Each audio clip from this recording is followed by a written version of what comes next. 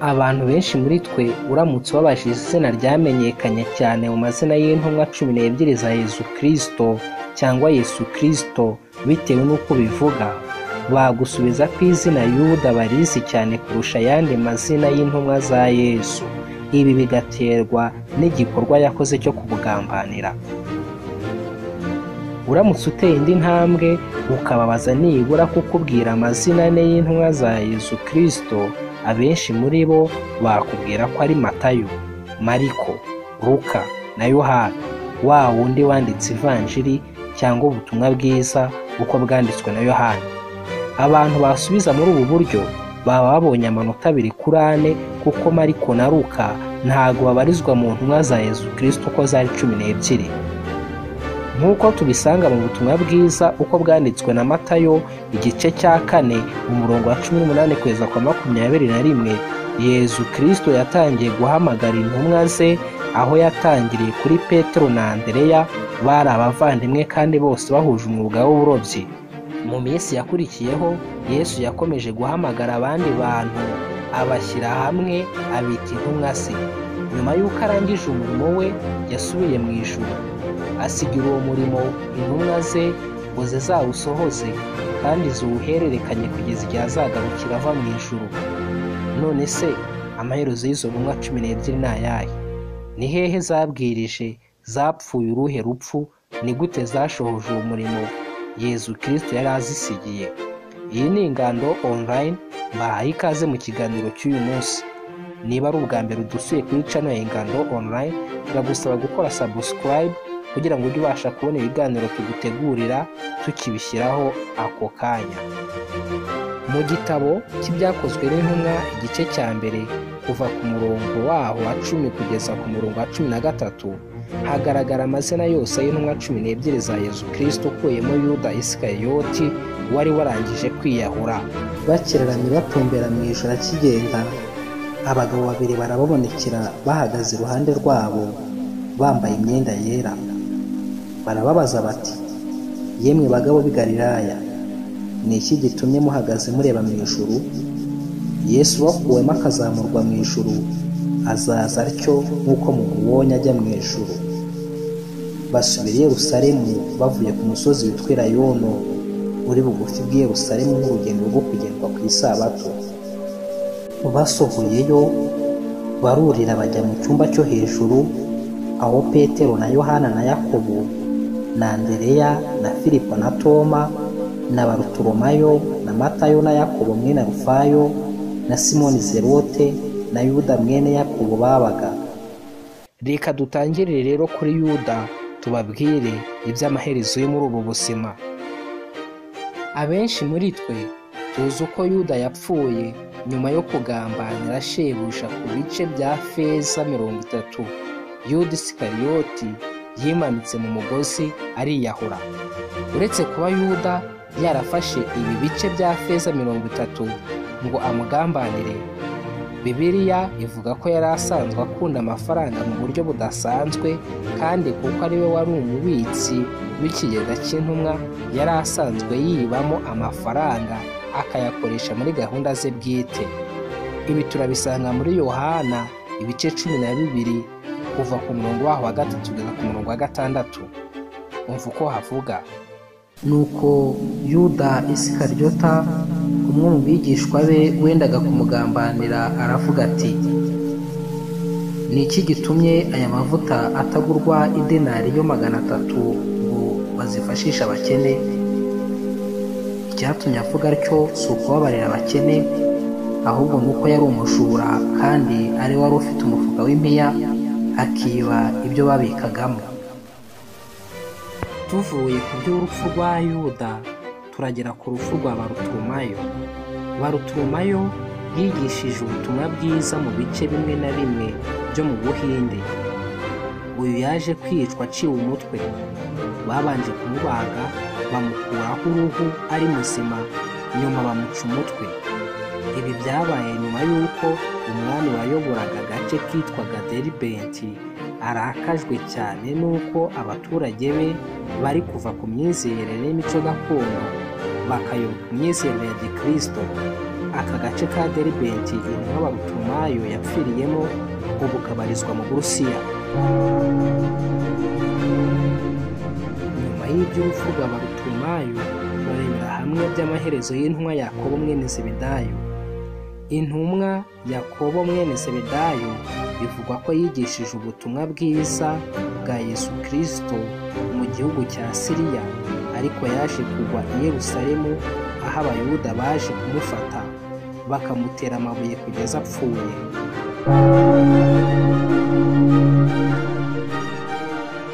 Nyuma y'iby'urupfu rwa Yakobo mwene Zebedayo turarebera hamwe iby'urupfu rwa Andereya.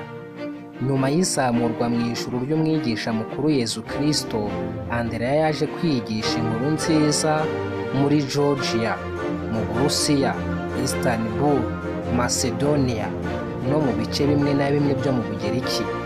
Muri uwo murimo we yaje kurakarirwa cyane na guverineri w'intara yitwaga Patros. Uwo muguverineri w'intara ya Patros yategetse ko Andereya abambwa ku musaraba uri mu ishusho y'ikimenyetso cyo gukuba. Iyi ntumwa Andereya ifite umwihariko ku rupfu rwayo, kuko nyuma yo kubambwa yakomeje kwigisha ubutumwa bwiza mu gihe kingana n'iminsi 2. Abona ubushiramo umwuka, arapfa, ajya mu ijuru.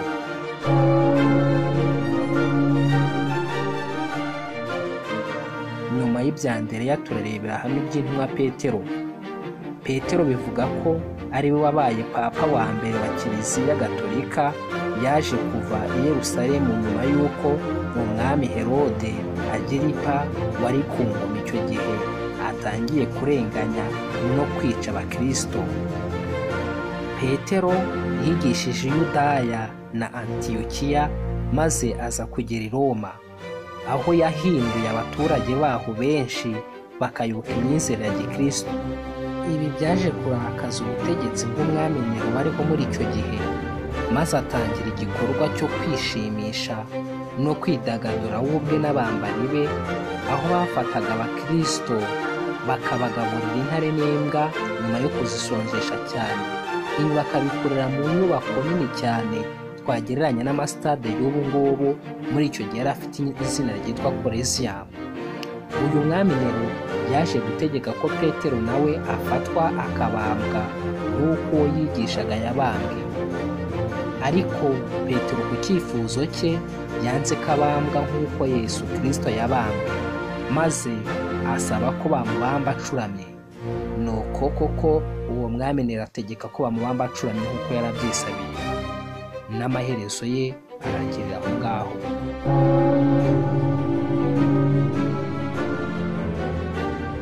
Nyuma y'ibya Tomasi turarebera hamwe ibya Yakobo mwene se wa Yohana.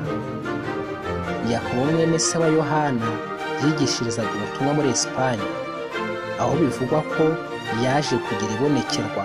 Muri iryo bonekerwa agasaba gusubira i Yudeya kwigishirizayo ubutumwa.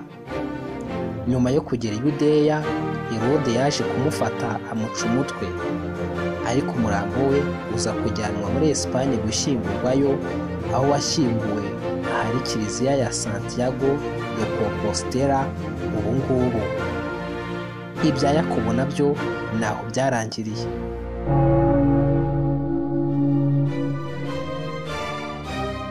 Dukomeje ikiganiro cyacu turarebera hamwe amaherezo y'intumwa Filipo. Intumwa Filipo yigishiriza ubutumwa bwiza mu Bugereki, Siriya, Turukiya, nyuma na nyuma aza kwigishiriza ubutumwa bwiza mu Misiri, ari naho yaje kugwa. Nyuma yo gushyirwa muri gereza akaza gukurwamo akajyanwa mu gace kitwa Heliopolis, akabambwa agapfa. Ibya Filipo nawe nuko byarangiye.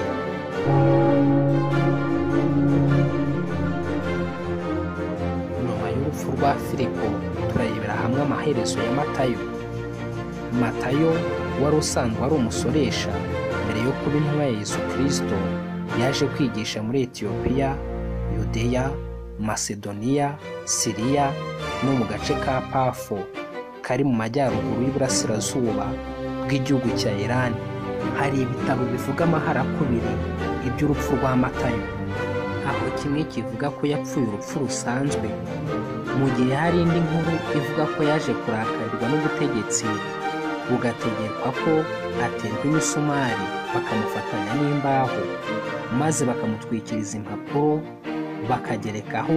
bakamugerekaho amabuye yifitemo ubutare bwo kwaka, bakamusukaho amavuta yaka, bakagerekaho inkwi zumye zo mu gihuru maze bakamuboha mu muriro.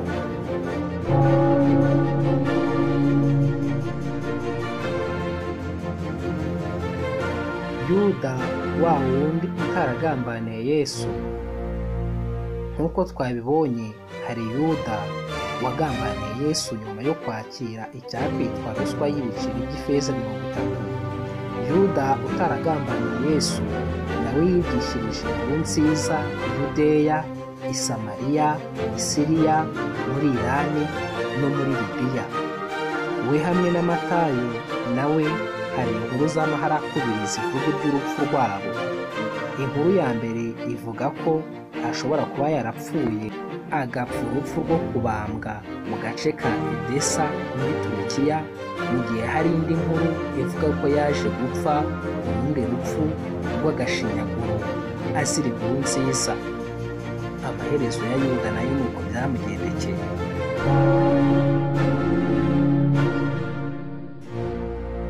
Nyuma y'amaherezo ya Yuda turarebera hamwe iby'intumwa Simoni yabarizwaga mu muryango w'abaserote mbere y'uko aba umwigishwa wa Yesu Kristo. Bivuga ko ari we wabaye musenyeri wa kabiri wa Yerusalemu nyuma ya Yakobo muto. Bivuga ko yaje kubambirwa i Samariya nyuma yo kuza kurokoka urundi rupfu rwari rumugenewe rwo kwicishwa ishoka mu gace ka Suruwaniri muri Perisi. Amaherezo ya Simoni nayo nayo ngayo.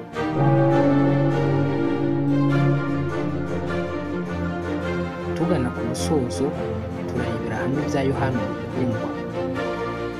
Yohana Umukundwa, amateka avuga ko yaje kujya i Roma, aho yaje gufatwa agatabwa mu ngunguru y'amavuta arimo kubira, ariko kubw'igitangaza akavamo ari muzima. Amateka akomeza avuga ko abategetsi bariho muri icyo gihe nyuma yo kubona ko adapfuye bahisemo kumujyana kumufungira ku kirwa kidatuweho n'abantu maze akazapfa ubundi bupfu. Kuri iki kirwa Bibiliya ivuga ko Yesu yaje kumusanga akamubonekera akamwereka ibyari bigiye kuzaba mu minsi y'imperuka. Kuri iki kirwa amateka akomeza avuga ko yaje kuva yashaje cyane nyuma akaza gupfa urupfu rusanzwe.